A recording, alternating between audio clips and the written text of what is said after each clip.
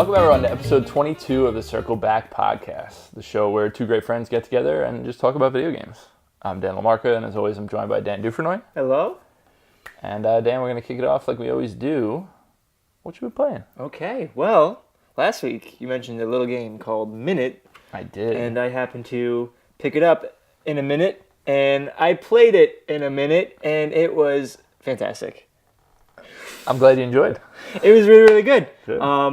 I know we talked about it a little bit, about it last week, where it's very it looks like an old Game Boy game, and you only have a minute, 60 seconds to roam around the area, find items, and then after a minute it goes up, you die, and it's just sort of progressing. You keep all your items, and just every other minute successively, you just kind of find new areas. You find a sword that'll help you the next minute to chop down a tree, to help you the next minute so that you can, go through a path. And I absolutely loved it. It was when I first played it.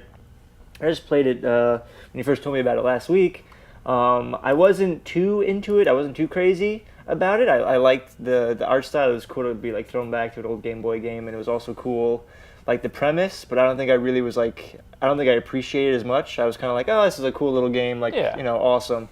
But then I decided to dedicate some serious time to it and really, really explore the world and really sink my teeth into it. And after doing that, I really, really appreciate this game. And actually, I really love this game. And I think it'd be, already saying it's one of my favorite games of the year so far. Yeah. And it was also an allegory for corporate oppression, which I thought was really, really interesting. It is really interesting. And a old school Game Boy. Yes. Style game. It also just goes places with characters and has a really interesting little story and stuff. Exactly. It's a really interesting game. That's exactly. And there's a lot of good twists and stuff. A lot of good twists, yeah. I loved it. Interesting stuff. Fight the system. And it was so cool to do that with a little guy. And the puzzle mechanics are cool, and the hidden secrets that you find, really interesting. Well, a lot of it, too, is just a lot of exploring, and it can get frustrating where you only have 60 seconds and you get to an area and you're trying to figure out what to do, and then you die and you got to do it again. But that's sort of, it's very much like a Dark Souls-ish kind of, what you keep dying, but now you're okay, well, I know what I have to do now. And I really enjoyed that. I don't want to be one of those people that are oh, it's just like Dark Souls, because it's not like Dark Souls, but I get that what sort of saying, idea where it's you keep dying and you learn. And I loved it. I really loved it. I'm glad you loved it. It was great. Great. $10 well spent. I would definitely recommend it. It took me about maybe 3 hours to play. I probably did 100-something runs through, but it was good. Pretty cool. It was a lot of fun. I enjoyed it very much. Awesome. How'd you, brother? I have not been playing too much. I've been a little bit busy with school, but I played a little bit more Fortnite. Okay. Still really enjoying it. Yeah? Your feelings going up or down on it? It's going up. As I'm learning it more and getting better at it, I'm starting to enjoy it more. I still wouldn't really compare it to PUBG. They're kind of apples and oranges. It's hard to say one's better than the other, but I definitely like PUBG more as a game. I think Fortnite's a very good game, and I'm really enjoying it. Owlboy, I sunk in another half hour, something like that. Still really into it. I like it a lot. I so far from what I played, I recommend it for sure. But I haven't played a ton of it, so it's hard to, really give you a full endorsement. But I'm enjoying it so far, and I will continue with it. But there's a big game coming out that we're gonna have to play. So we'll be talking next week a lot about God of War. But now I know you've been playing 2 other games. Yes. And so I'm going to save the big one for last. Okay. I got, this year just came out. You've already played it, A Way Out. Played with my sister. Probably only played an hour and a half, 2 hours or so. We're still breaking out of the prison. Okay.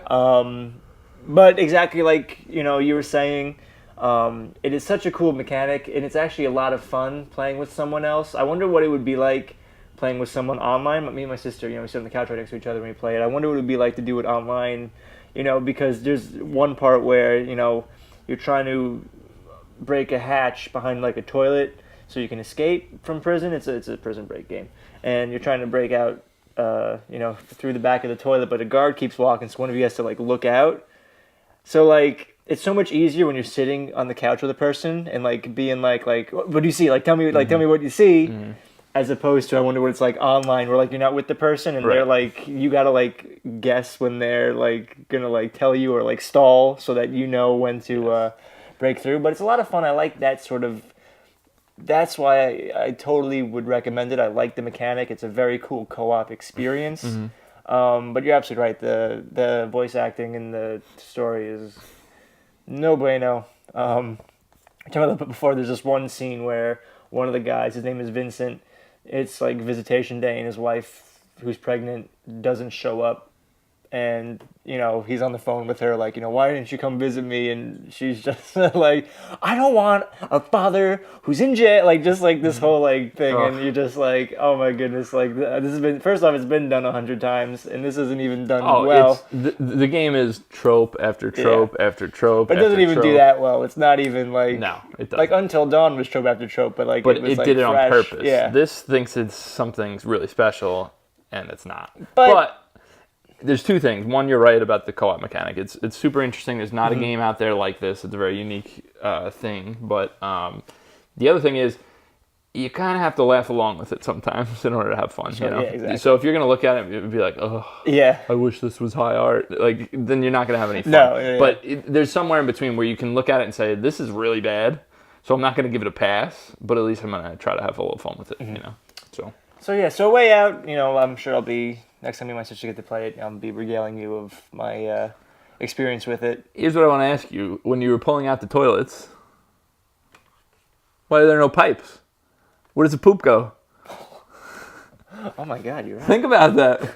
You're sliding this giant toilet out, and there's no pipes, nothing. You're absolutely right. You're absolutely right. Yeah, they miss a lot of little details in this game. And I was looking at that and I was like, this doesn't make any sense. I have a question I wanted to ask you too. There's scenes where you're trying to break out. At one point you climb up this area and you're like, oh, we need a wrench.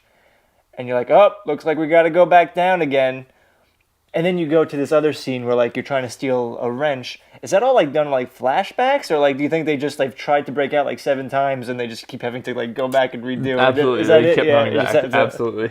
Oh my God. Absurd. Oh my God. Anyway, so that's the way out. I'll keep you posted. Yeah, let us know as you go a little further on, because I think the last third of that game is much more successful than the first 2/3. Yeah, it's definitely. But it's still enjoyable. Even when it's bad, there are things to enjoy about it and interesting things to look at as far as game design. So, I wouldn't say it's like, of course you can look at it and be like, what the fuck, like this game. But all in all, when I was finished with it, I was like, okay, I actually really like it. Yeah. No, like I said, I appreciate it, and I am enjoying it. I'm not like, I don't play this game. Like, I am enjoying it. I'm looking forward to playing some more of it. Right, cool.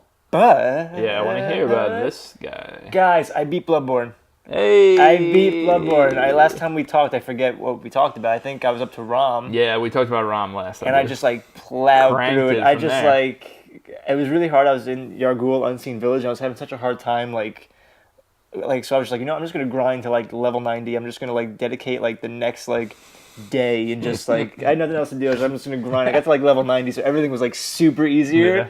Like by then, holy moly! I mean, we could go boss by boss. But I want to hear your thoughts about it, and I want to hear some of the more interesting moments for you. We don't need to go chronologically like we do with Metal Gear, but let me hear your favorite parts, your favorite bosses, stuff like that. The one that really sticks out to me was the two in.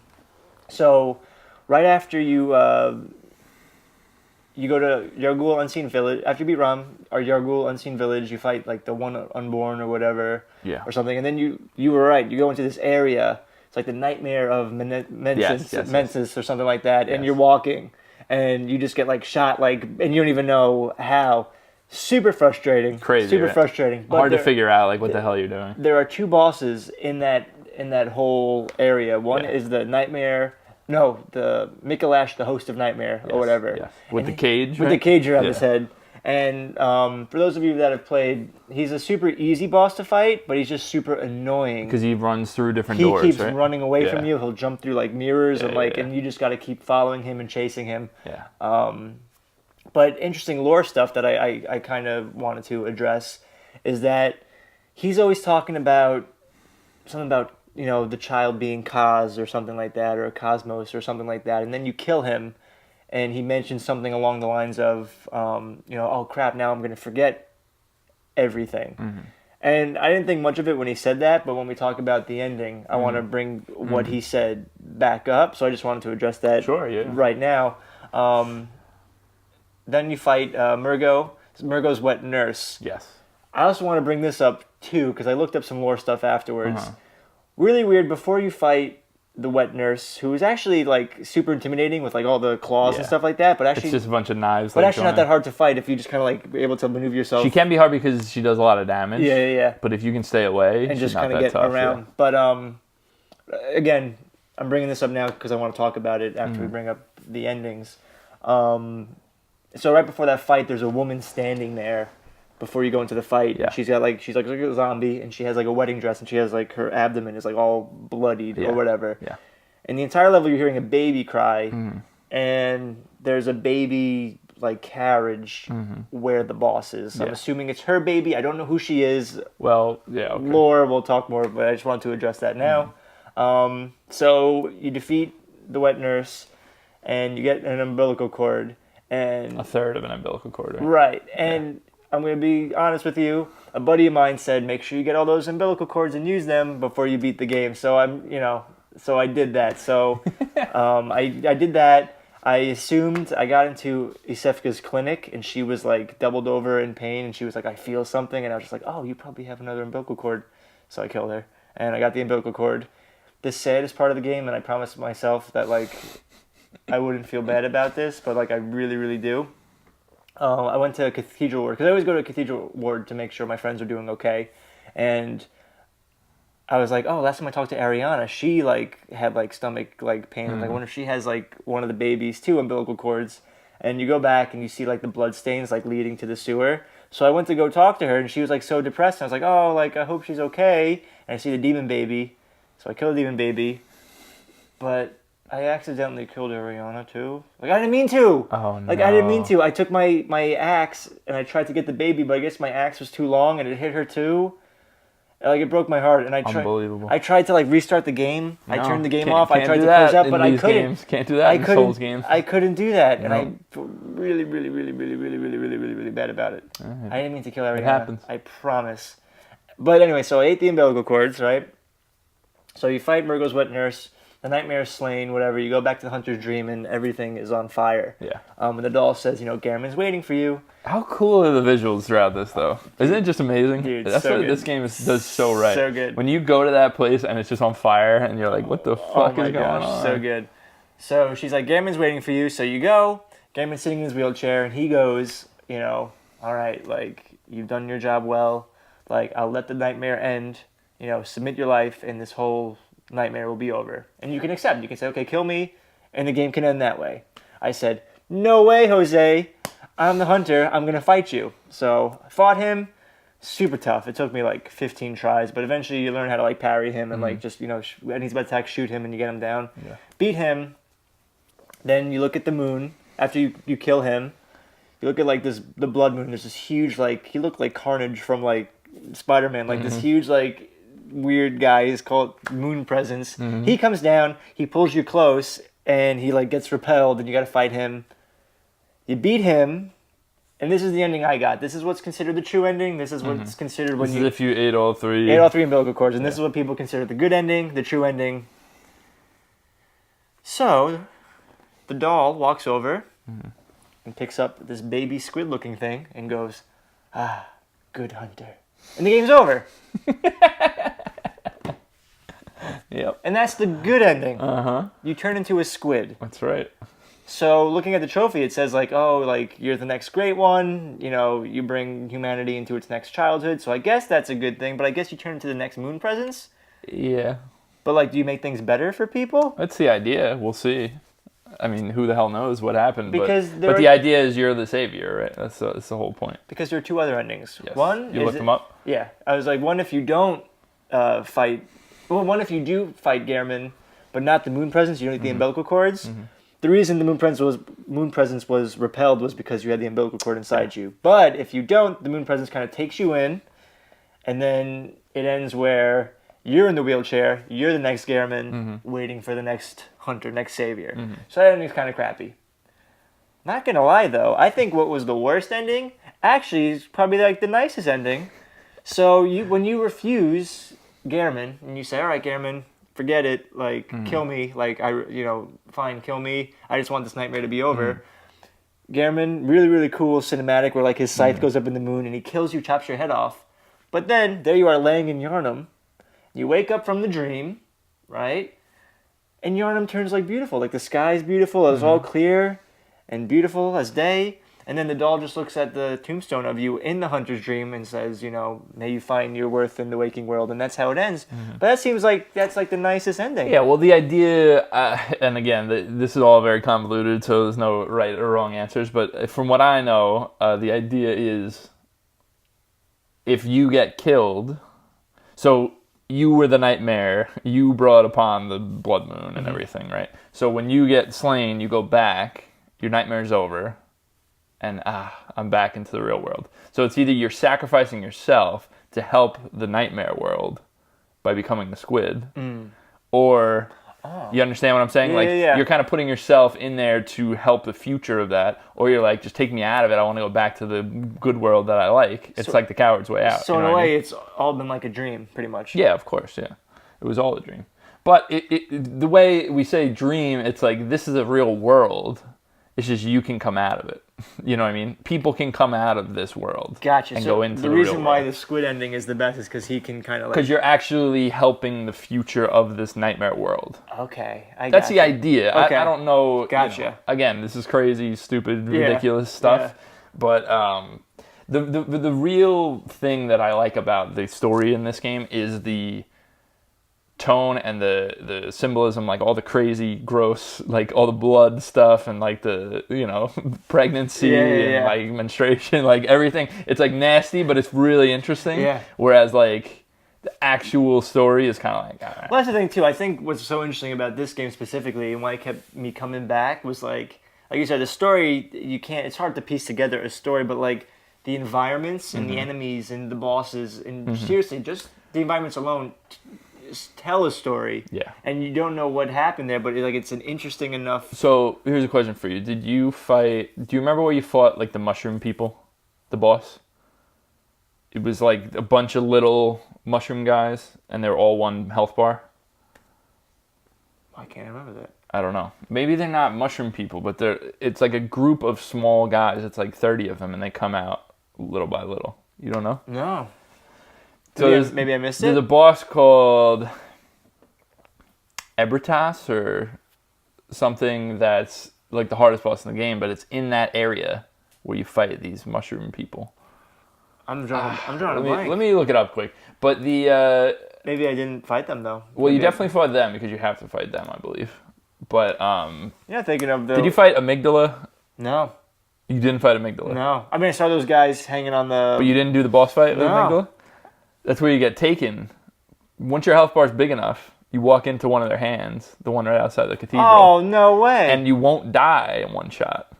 So if you survive, then you get transported and you fight one of them. That's so cool. I had no idea. Super cool. I was trying to like avoid them. What were you about to say? You think you know who I'm talking about? I don't know why I thought of the witch from... No, not the witch. Oh, man. See, I tried to avoid the amygdalas. I tried to avoid their hand. Well, you're supposed to avoid their hand because they kill you, but once it's big enough... See, it's this right here. Celestial Emissary. No, I didn't fight them. They're optional? I didn't know that. You never fought these? No. Oh, I fought them. That's what I'm talking about. But I didn't fight... Wait, was it like a boss? Yeah, it's a boss. I didn't fight a boss. I fought those little guys, though. Were they all in one area? In the Forbidden Woods, there was a few of them that I fought. Oh, you just found a couple? Yeah, I just found a couple in the Forbidden Maybe Woods. They are optional. This is... Ooh. Ebritas. Ugh. Yeah, I forget what her name is, but you said something before about like the child of... The child of the lady? There's something about it, but I can't remember. Did you end up fighting the spider in that area where you get hit with the spears? You killed it? I think so. Or did you just run past? I fought a bunch of spiders. Oh, yeah, I hated This is that. the moon presence. That was in Menses. That's Amygdala. Yeah. Wow, I can't believe you didn't fight her. It's the hardest boss in the game. That just means I have to go back and play again. But I loved it. Daughter of the Cosmos. That's her name. Okay. Yeah. I don't know. I absolutely loved it. So yeah, I guess that was an optional boss. Because I fought a few of the bosses. I know that you she didn't was have an to optional fight. boss, but I didn't think the Mushroom Men were optional bosses. Yeah, What were they called? Celestial Emissary? Did you fight all the bosses in the game? Yeah. Yeah. Celestial. Did you on your first playthrough? Yeah. Really? But I think I didn't want to miss them, and I looked up how to get them? how to make sure to fight them all. Yeah, no, I didn't fight them. I don't know. Either way, it was fantastic, and the story, like I said, they as the Souls games do, they don't give you quite a structured story, but it's and I recommend this to everybody. This game, because yeah, it's tough, yeah, it's hard, but like it's worth it, and it's never unforgiving. It's always something. It's always something that you did wrong, and that's like a really good learning experience. This game's taught me so much patience. Oh yeah. It's the same idea for the Dark Souls games. It's just a little bit easier to get into, and it's a little bit easier to get through, because it's a little more actiony and a little less patience. Yeah. Like once you play Bloodborne, if you were to go back and play Dark Souls again, you would find it much easier now. Yeah, probably. But that's just how these games work. Well, this game's a little more offensive than it is defensive. So But the orphanage in the Upper Cathedral Ward requires orphanage key. Oh, I didn't get the orphanage key. Maybe that's why I didn't find them. All right, I have to play it again now. It's a great one. But yeah, no, definitely. The ending kind of messed me up. I was just like, okay, but again, so worth it because every area tells like a story, and it's just like, wow, what happened here? What happened? And like you don't know, you don't get the answers to any of these things. Yeah. But like they're interesting enough that they just keep you. Keep you going. I'm glad you enjoyed it. I loved it, man. That's one of my favorite games ever. So yeah, me too. Actually, Yeah. I think it'd go on the great games of all time list. Yeah, I really I can't believe that it's over. Yeah, but you had a good time. I had a great time with it. So long, Yarnum. It was a pleasure. Hardly knew ye. Hardly knew ye. All right, so that's going to do it for what we've been playing. But you, as usual, Dan, have also been touching Metal Gear a little bit. So I want to go to the Metal Gear corner with Dan. I want to hear about your adventures. Okay. With Raiden. Okay. In Metal Gear Solid 2. Metal Gear Solid 2. What do you got? So last time we talked, just fought Fat Man. Yep. And ran into Cyborg Ninja. And you got the bomb that was underneath Fat Man. That's where we left off, I believe. And I think I said how Cyborg Ninja ran into him. Yes. And he says, you got to go find this guy Ames, because Ames knows where the president is. But the only way you can do that is you need a directional microphone, because Ames has an irregular heartbeat, and that's the only way to find him. So Raiden, after he's talking with Cyborg Ninja, calls the Colonel. The Colonel... just like, is it the same Colonel from the first game from Shadow Moses? He's a super Campbell, is it? I don't know if his name's Campbell. Do I always say it wrong? One. No, Campbell is in the... I don't know if he's same guy. Yeah. He's just super, super flaky with his, info, kind of not telling Raiden what's going on. So he asks about Cyborg Ninja, and he's like, just focus on the mission at hand, whatever. And he calls Pliskin, and he goes like, hey, like I just ran into the Cyborg Ninja guy. And Pliskin's like, well, that's impossible because the Cyborg Ninja that, on Shadow, not that he say I knew, but he's like, the one on Shadow Moses is dead. And Raiden's like, well, the Colonel like won't give me any information. And Pliskin makes it very clear, like, be careful who you trust.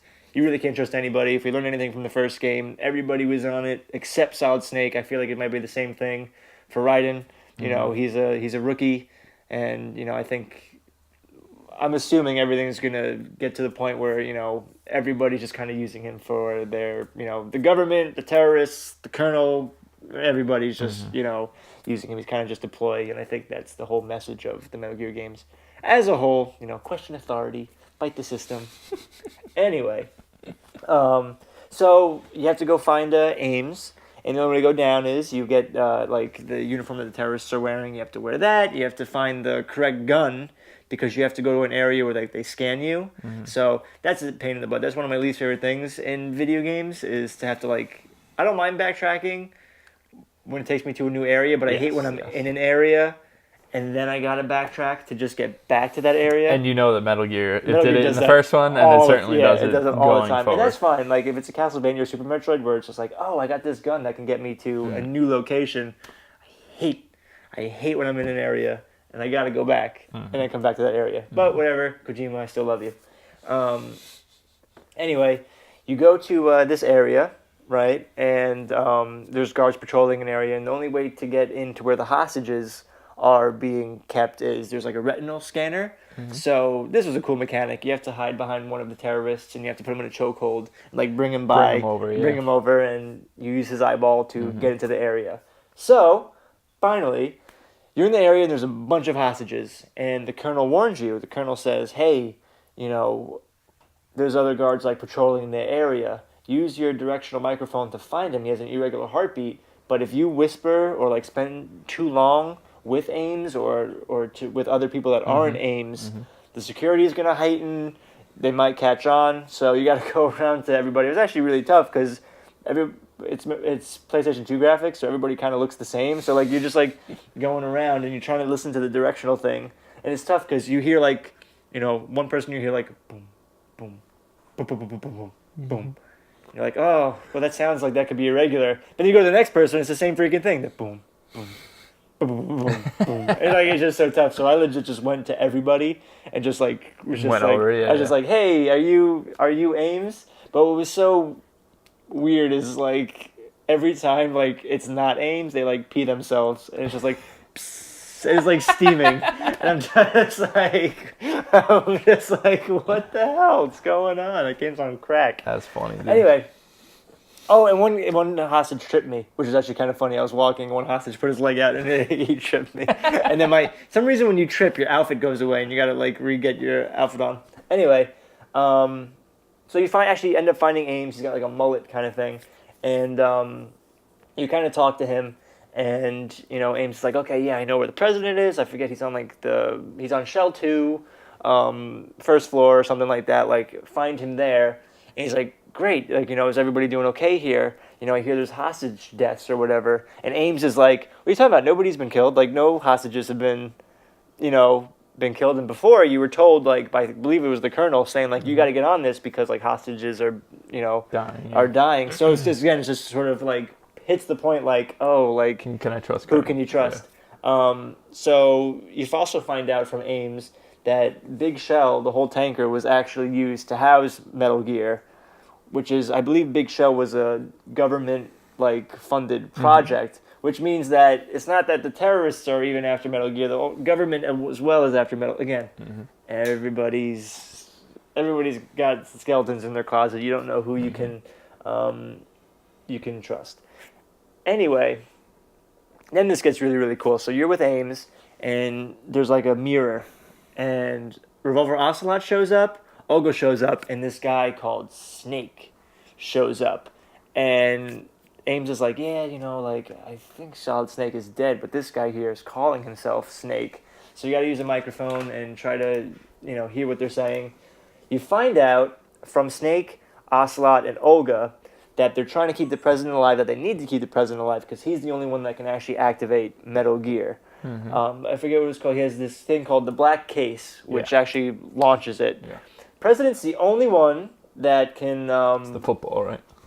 Nuclear football. He's the only one that can do it, but weird enough is the only way that the Black Case can actually be activated, the president has to, like, knowingly and consciously, like, support...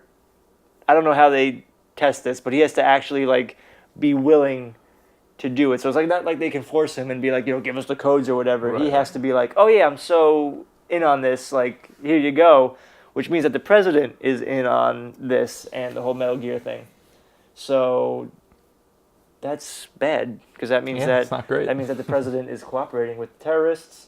So because of that, Ames is like, okay, you got to find the president quickly, sort out this mess. Here's a security card to level 3. Great, thank you so much. You're about to head out, and Revolver Ocelot starts to walk out. Super intimidating too. Like he just like walks out like very like. And every time, like, you try to, like, walk away, he's like, hey, where are you going? So you wait. He comes up to you, and let me just see where I was. Oh, he tells you how he's part of the Sons of Liberty, and their plan is to use Metal Gear in order to, they want to, like, blow up Manhattan, but kind of start again. They want to create, like, a republic with Manhattan. They want to take Manhattan and create a republic. And that's their kind of shtick. Like, they're terrorists, but they're like, they see themselves as freedom fighters. Right, exactly. They're willing to, no matter what the human life cost is, they want to bring about whatever they think it's for the greater good. They think it's for the greater good. Yeah. So, Ocelot comes closer and closer and closer. And his arm starts to, like, give out a little bit. Like, because we all know Liquid Snake is like Is part in of his the arm. arm. So he's just like, Yeah. this is happening again, this is happening again. And as he gets closer, freaking Ames has a heart attack Fox die. and dies. Which I was like, that doesn't make sense because Ocelot doesn't have the Fox die, but Liquid Snake had the Fox die. So his arm. So his arm made Ames die from the Fox die. So that was really, really weird. Ocelot encounters Raiden, and he unmasks him. And you're like, oh crap, what's going to happen? And he's like, it's you. You're the one that's been snooping around. And then again, in dramatic fashion, our friend Cyborg Ninja shows up, kicks ass, and Raiden is able to escape. And you're supposed to head to Big Shell 2, and find the president. So on my way there, I was like, okay, this is a good place to stop. I'm on the way to my president. We had some cool cutscenes. So I was about to save. So I save. Some of the dialogue between Raiden and Jack, his real name, and his girlfriend Rose. Yeah. Rose is the Mei Ling. She's the one that you talk to when you save. One of them was, you never tell me anything. I want to hear about you. Tell me about you. And he goes like, I'm fine, Rose. How are you doing? See, again, it's all about me. I want to hear about you. And I was just like, what am I playing right now? And then the second one was, I tried to save again. I walked a little bit farther. And I was like, I'm just going to stop for today. Save. And then she does something along the lines of like, oh, have you talked to Pliskin lately? And he goes like, oh, you're always talking about Pliskin. You like him, right? And she's like, yeah, he's such a man. He's so great. You're so insecure, Raiden. And I was just like, all right, I think I'm done with this game for today. So I saved, and that was it for the playthrough. Okay. So yeah, Getting there. I'm trying to say what we got covered. We got Ocelot is in the mix. He wants to create a new thing in Manhattan. Did he say any names for anything or no? No. Okay. And we know that the president's in on Metal Gear. Big Shell houses Metal Gear. Raiden's still out of the loop. What else am I missing? I think that's pretty much it. That's the majority. We know Ames died. Ames died. We know that Snake, because you saw a little bit of him. He wasn't Solid Snake. He was just a guy calling him Snake. So Calling we know himself that Snake. the guy who's the head of Sons of Liberty isn't the Snake that we know and love. Again, he's Pliskin. He's got to be Pliskin. Sons of Liberty. He's super. Sons of Liberty is the terrorist group. They want to destroy Manhattan and start over with the Republic. Okay. So. All right. That's I'm it. very excited for you to progress because the last couple hours of this game are like batshit crazy and incredible. Yeah. It's by far the best parts of the game. Because the reason that I still, when I talk about Metal Gears 2 is on the lower end for me, is because the majority of that game is not that good. It's a slog to play It's a through. little bit of a slog. Yeah. But the ending is so good that it makes it all worth it. And it makes it a great game, but it's like, Anyway, I'm glad you're getting yourself through it. Definitely. I'm excited to see what you think as it progresses. And we'll check in next week. All right. Awesome. Will do. Now let's get into the main topic for the show today. Me and Dan made a preliminary list here of games that we used to love when we were younger. But looking back and thinking about them, they're terrible, terrible games. And we just kind of want to go through games that we used to love, Like but super nostalgic are bad, and like are actually. And these range from like god awful, like why do we ever like them, to okay, I still see why we like them. But like we used to think this was the best game of all time. Yeah, so I mean, interesting one that I'll list right away is Mario is Missing. Is this edutainment SNES game where you play as Luigi trying to find Mario because he's missing somewhere in the world. It's like a Carmen Sandiego style thing, and you're going around to different countries and like walking in the streets of these countries and talking to people and trying to get information, because in order to get a piece of the puzzle that you're trying to solve, you have to answer like trivia questions about that city and country. So you'll be in like France and it'll be like, this famous artist, like, made this painting, and you're like, what the fuck? I don't know this. So you need to go around and ask, like, go to the museum and ask the museum curator, like, what artist it is and stuff. It is educational. It's very educational, but it's a terrible game, like, absolutely terrible. Like, there's no real platforming. Like, you jump on Koopa's heads once in a while, and they just burst into dust instead of, like, going into a shell. Like, it's hardly a game. But I loved it when I was a kid, and my dad still really likes this game. So, but it's a really, really bad game. Let me hear one of yours. I know. Actually, it's not even on the list, but actually I just thought of it when you were saying games that you liked as a kid, and it just hit me. You ever play Pokemon Channel? No. I love Pokemon Pokemon Channel. Channel, and so did my sister. I think it's my sister's. Like we always talk about, like she always talks like she's like, oh, my favorite video game of all time is Final Fantasy VI, but Pokemon Channel will always have a place in my heart because like that was such a time. Pokemon Channel, legit. What is it? I don't know what it is. I know Stadium. I know Snap. I don't know Channel. It was for GameCube. You have a little house, right? Okay. And you have like Pikachu as your pet, like, or as your Pokemon, like as your best buddy, and. All you do is you watch TV with him. There's like 10 channels that you can watch. Like you can watch like an episode of Pokemon. You can watch the news channel. You can watch like, you know, Smoochum's workout channel. And legit, you just watch TV with Pikachu. And there's like a Delibird channel where it's like a QVC kind of thing where like you can order stuff for your room. What? There, yeah. So is it like you're building out a room, like an Animal Crossing type thing, or is it like you're not really doing anything, you're just watching channels? You're pretty much just watching TV with Pikachu. That's so weird. And like he'll like change the channel like in the middle of something. You don't get to change it? You get points for like whatever like you watch. Like, oh, there's like a game show and you can play the game show and you can get points that way. So you can buy something at the store so you can like deck out your room. You can go to like a park. Oh, and there's a Magnemite cameraman. Oh my gosh, if you watch the news tonight, you'll be on the news. Like, something like it's really bad. That sounds terrible. It's really bad, but there's something about it, and there's just some, like, the memories. I'll never forget. We used to drive to Disney. 18-hour car ride. I'll never forget. We had the GameCube hooked up. We had a Saturn, so we had the TV in the car. Hooked up. We used to do that too. Yeah. And there was this one channel. It was like Mareep's Farm, and you would count sheeps. And it was just Mareep jumping over a fence, and you just count them, and Pikachu would count them. And I remember we did that, and we counted to like 4,320 something. Like, that's all there is to do in this game. How do you do that? That's terrible. That's all there is to do in this game. Oh my god, this game sounds awful. It's got a place in my heart, Pokemon Channel. I still have it. We should play the next time we get together. Oh, anyway, no. So your turn. Really good one that I thought of is there was a Super Nintendo game. I think it was just called Beethoven. But was it the dog or the movie? It was the dog. Let me look up, make sure I get the... Yeah, it's called Beethoven, the Ultimate Canine Caper.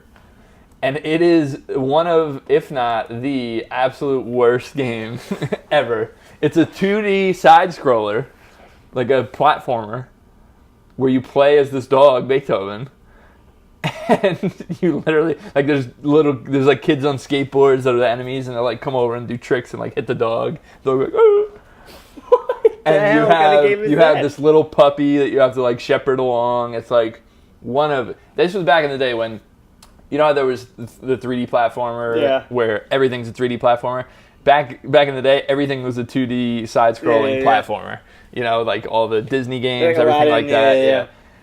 But Beethoven. Who thought that was a good idea to make a Beethoven platform? When you say you get like a child and you have to like protect your son? It's the young dog. It's a puppy. Yeah, you have to protect your puppy, and oh my god, it was just a god awful game. But I loved it when I was a kid. You still have it? No, I don't have it. I don't have any of my old SNES games, unfortunately. That's so sad. Yeah. But that's definitely one where I look back and I'm like, what the hell? Beethoven. Yeah, what is going on? Why do we even do this? Right now I'm looking at... I'm sorry, I didn't mean to cut you off. Yeah, no, go ahead. Rayman 2 is one that I actually have very, very fond memories of. I remember going to Blockbuster. The new Rayman games are actually fantastic. If you've ever played them... Origins and Legends? Origins and Legends are really, really good. But this was actually like a 3D platformer. Yeah. And I loved it. I think I went to Blockbuster. I think I took it out like 10 times. Like, I loved that game. I remember it came in a green cartridge, and I adored that game. And then it wasn't until we started talking about it, and we were talking about the Rayman games, and I was just like, oh, I remember Rayman 2 specifically being like one that I loved. And then like watching footage of it and like looking it up, and I was just like, wow, I really love this game, and I don't know why. Yeah, it just... yeah, that's definitely one of them. Another one, speaking of 3D platformers, this was I had it on Nintendo 64, I think it was for PS1 also. Gex, Enter the Gecko. Yeah, that's such a... So, Gex is an absolutely terrible platformer. It's a god-awful game. But some of the lines were pretty funny because his whole thing was all the different worlds in this game. Like, it was like a Mario 64 style 3D platformer where it's like, you know, collect-a-thon, like get all these different things, get this, get that, you know, certain objectives to complete. And every world was themed after another popular movie or franchise or something. So like there's a Matrix world, there's a this world, like you go through all these different things, and he always had like a few lines, like not nearly enough lines, like funny lines to say. But I remember there's one specific where he's like, "Will Cheech and/or Chong please report to the front desk?" Like they just say like these stupid ass lines that are like pretty funny, but it's like when you hear them 1,000 times, it's not that funny. But it's like, man, what a terrible game that I adored when I was younger. And we still will quote Gex sometimes because it's just so dumb. Awesome. Yeah. That's so awesome. One that I know I loved growing up. I'll never forget. I forget her name actually, but the girl I babysitted. We played this all the time. She had a Sega Genesis. I loved those original Sonic games. I loved Sonic 1. I loved Sonic 2. Those games were so much fun. I loved them. I know you never had fond feelings of them, but I thought they were so much fun. I thought they were so unique. Playing them again, I got for the Xbox 360, they had like Sonic Generations or something like that. And like you could play the original game. Playing it again, like it after that first level, like it just loses its. The thing about those games is there's a ton of Sonic fans out there that swear by these early games, and the thing about them is there are things to like. We'll get into this too when we talk about Earthworm Jim. There are things to like, and it's the speed of it. It's the attitude of it, it's the colors of it, the music is good. It's like there's a lot of things to like about Sonic, but it fucking sucks to play. They're not fun. They're not good platformers. Like, they were never good, but there are things to like about them. So I understand why people would latch onto them, but especially when you go back and try it, it's like, holy shit, these games are bad. It's like, we were talking about Crash Bandicoot before, and it's like, I think genuinely 2 and 3 are good games, but if you go back and play Crash 1, it's very simple and it's weird. Like the planes that you can walk on are weird, and it's like we liked that game because it was unique and because it had like an attitude. You know what I mean? Like everyone always talks about Sonic, you know, having an attitude. The bad boy. Yeah. And it's like he's rude, but he's a tough as nails kid. Yeah, you know what I mean though. That's why people like them, and they're not good. They're really not. I remember my sister, still to this day, plays Sonic Adventure 2. Okay. For GameCube, and that game is terrible, but she loves it, and she loves it because, again, the speed of it, when you're running and doing these ramps and stuff, and, you know, going off crazy stuff, and the music, and people loves the Sonic Adventure games. Oh, yeah. Like, I'm not saying these are, like, notoriously hated games. Well, neither are the original Sonic games, too. Sonic and Tails, Sonic and they're Knuckles. beloved, but they're not good, though. That doesn't make them good. But yeah, I mentioned briefly Earthworm Jim, and I think that's a really good example of a game. That hold dear to my heart. I love those. But that's a game that you remember so fondly because it was so cool. Yeah, and it was so unique and weird, and it's like you try to go back and play those games, and they're terrible. I just played the second one not too long ago, and it was the same sort of thing. It's just super cool. Characters are super interesting. Music's great. The art is amazing. Yeah, the art's so good. Yeah, but as a game, as a whole, it's almost unplayable. It's so bad. Yeah. But, you know, that's kind of what this list is for. You know what I mean? Games that you loved for some reason or another, but actually just aren't good. Objectively. And that's where we come to Mario Party. Actually terrible, as you... Some of them are actually terrible, but not all of them. Mario Party, not good. I know. I see I adored Mario Party when I was young. And it's like, because they were fun games to play with family and yada yada, but it's like, when you go back and play, it's like, you realize how just ridiculous and unfair, like, all these games are. Like, there's skill to winning the mini games, some of them. Some of them are just crazy and ridiculous, but the actual game board part is just so random and ridiculous. It's like, anyone can win. Your 2-year-old cousin, but it's barely touching the controller, won. You know what I mean? Like, it's like, this game stinks. We were just playing the other day, playing Mario Party 4. Like, some of those mini games are like, it's all just luck. Some of them are just I used to think when I was a kid that, like, oh man, like, I can get really good at this, or like, you just gotta be like really good. But like, there's a few, like, I remember liking bumper balls and like certain ones that are like fun and actually have some skill to them. But even those, they're not really well made. Like, they're not good games. But, you know, again, I see the enjoyment, and I certainly got plenty of enjoyment from them when I was a kid, so, you know. But that's the whole point of this. Games we used to I love, know. and they're actually not good. Well, even you just mentioned today, and it was funny. We for the N64, Donkey Kong 64. Yeah. I brought that up at first, and I was just like, oh, maybe it was a good game. But then you said it. Oh, it's not. Yeah. And the funny thing about this is, it's taken me a long time to reconcile the fact that this is not a good game, because I loved this game when I was did too, younger. and the yellow cartridge, and Yep. you get to play as all the characters, and Yeah. It was so over the top with the amount of collectibles and the amount of nonsense it made you do. It was like, when you play a game like Mario 64, that's just like beautifully designed and everything's hidden smartly.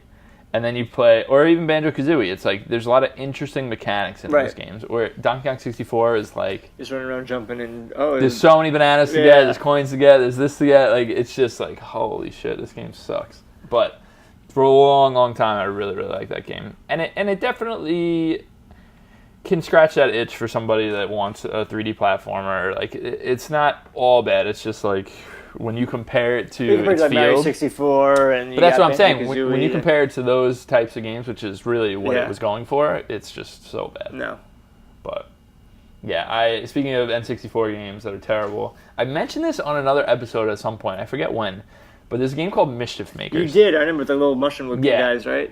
And it's still, to this day, I never went back and played it, and I really should, but I still do not understand what the fuck this game was. Like, it was always, I would jump into it, and it's one of the most unique, weird art styles I've ever seen. And it's kind of, I think the idea is like it's a platformer, and you can like change, there are these blocks that like block your path, and you can change the shape of them or the size of them or something. And it's like, I just remember going into that game, playing a little bit, and being like, I don't know how to play this, and shutting it off. And then playing it again and going into it, you're a kid, you're like, just keep banging your head against it. And I never got anywhere in that game, and I should really go back to it, but I just remember being like, what the fuck? Like, this game is just terrible. But yeah, that's what do you actually do in the like? What's the premise? I don't know. I would love to know. We got to go back and play it, but I just remember very distinctly, because it's a very unique art style. I remember that game specifically. But it's so funny you say that, because I feel the same way about like Wario's Woods, where like I don't know what I'm doing half the time in that game, but I'm also really good at that game. But like, Wario's Woods is a great game. I don't know what I'm doing in that game. It's like a Puyo Tetris Puyo, kind of yeah. thing, but like, it's just, I don't know. I never know what I'm doing when I play that game. I just, I'm going to put the apple here, I'm going to put the apple here, and then Wario shows up and he eats them, and then I put the other apple here, and it's just, I don't... I love that game. But is it a good game? I think it is. I don't know. I'd have to go back. But, I don't know. I always really like the music in Wario's Woods. And I really like the portrait of Wario up in the corner. I think I told you this. I'm really good at that game. There was a time I got it for the Wii U, and I was playing it. I was like, oh, I'll just play a little bit of this, and I was like, I have this weird thing where I'm just like, I can't like shut a game off unless like I die. Like I gotta like, that's like, I need to die first before I end the game, kind of thing. And you just couldn't die. So like I couldn't die, and I got to the point where I was just like, I'm just not gonna do anything anymore. That's awesome. And just so I can die, and I was still winning. I was still getting points. So maybe I'm wrong about that game. I don't know. maybe I it's haven't just played it too maybe much. it's just my game. Maybe it's just my calling. It might Play be. Wario's Woods. You should be like a professional gamer. I playing think Wario's so. Woods. Just at Wario's Woods. Couple games that now we're going into. Actually, before we jump into that, we'll just talk about Star Fox quickly. So Star Fox, Super Nintendo Star Fox, really basic, and the graphics are rough, but it was doing a lot for Super Nintendo. Yeah. Doing a lot, because it was doing a lot of Mode 7, a lot of really interesting stuff. Not fun to play. Not now. Star Fox 64 came out, and at the time I was like, man, this game is so cool. I'm like diving around, shooting these things. It's still not a good game. It's just not a good Did you play game. the new one, Star Fox Zero? No, I heard that was absolutely It terrible. wasn't bad, I heard though. it was terrible. Really? Maybe not. I don't know. I never played it. It was just as good as Mario. I mean, the 64. Star Fox 64. Star Fox 64, I think. But a lot of it was the same as 64. Yeah. Like it Which was may not be too flattering. Yeah, it was just the same. I don't know. The thing about that game, I think they did some interesting things with branching paths in Star Fox 64, where depending on if you complete your objective, you get this route. If you don't, you go this route, and you can still get to an ending. There's a bunch of different endings. Interesting, but they never control well. They didn't look great. I think to call it a terrible game, no, it's not a terrible game. It's not good, but it's not terrible. These next few are kind of in the same boat, honestly, at least two of them. Before we go into those, I want to talk about a game I had called Ty the Tasmanian Tiger. Now, I was probably too old to really be playing this because it's more of a kid's game. But I remember loving, like, you could throw a boomerang in that game. And I loved, like, the physics of the boomerang, even though it wasn't really physics at all. But it was just cool to see the thing throw the boomerang. But I remember loving this game when I was younger. Me and my sister would play. But goddamn, that's a bad game. I think it was on PS2 and GameCube. Okay. Yeah. But, yeah, that's not a good game. No. There's no reason to be playing that. But, again, I loved it back in the day. These next two, we've definitely mentioned one of them many times. But the other one, I don't know how much we talked about. There's a game for GameCube called Wario World. Let's talk about Wario World because... Wario World, I'm still not convinced is a bad game. That Mario Sunshine...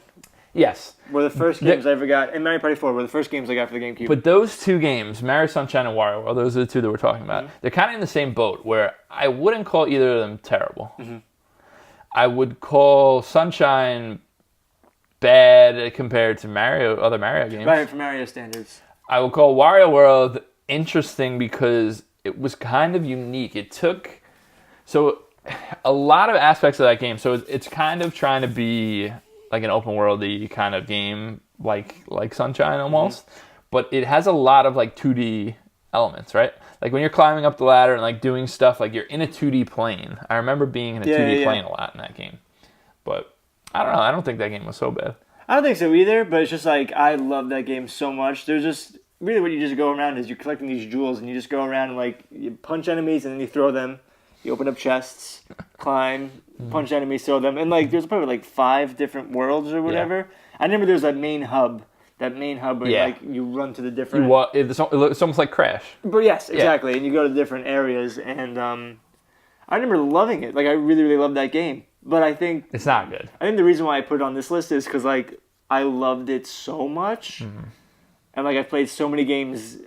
better than that now, where I'm just like, wow, at one point that was my favorite game ever. And I was like, that's the best game I've ever played. This is the greatest thing ever. And I love Wario. I mean, you were also young. It was for the GameCube. I was 8 years old. Yeah, that's pretty young. But I see what you're saying. That game is really not good.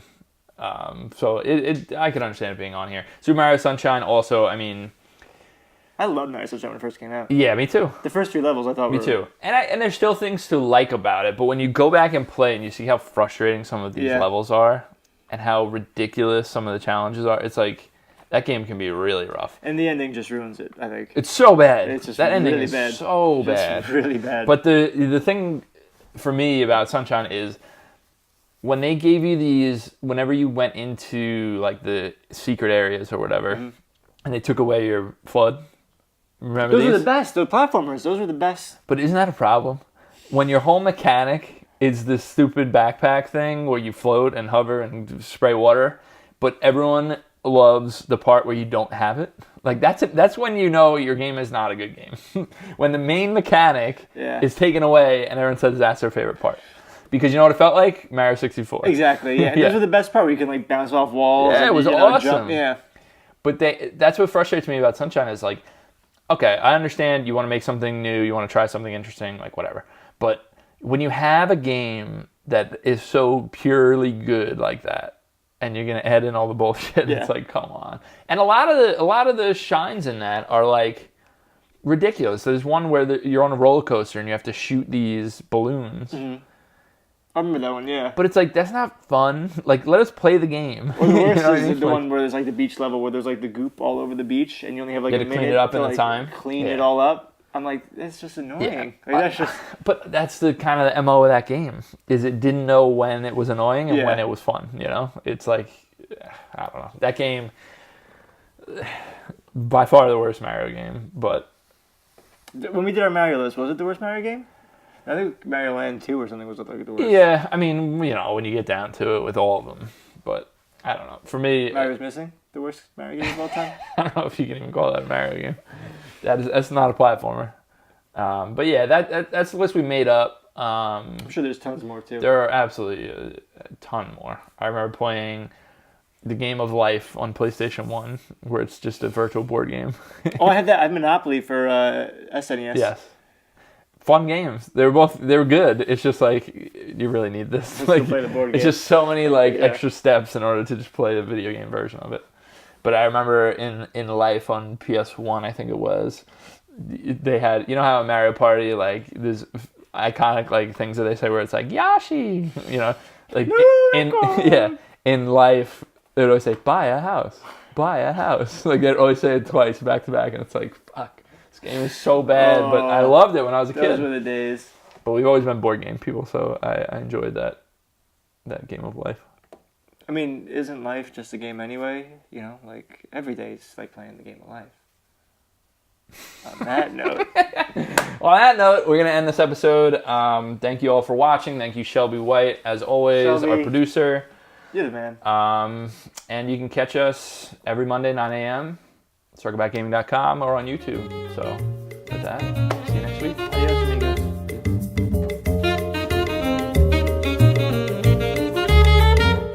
What's up, guys? It's Dan from Circle Back. I'm just here to let you know you can find everything that we do at circlebackgaming.com. If you just want the podcast, we're on iTunes. If you just want the video, we're on YouTube.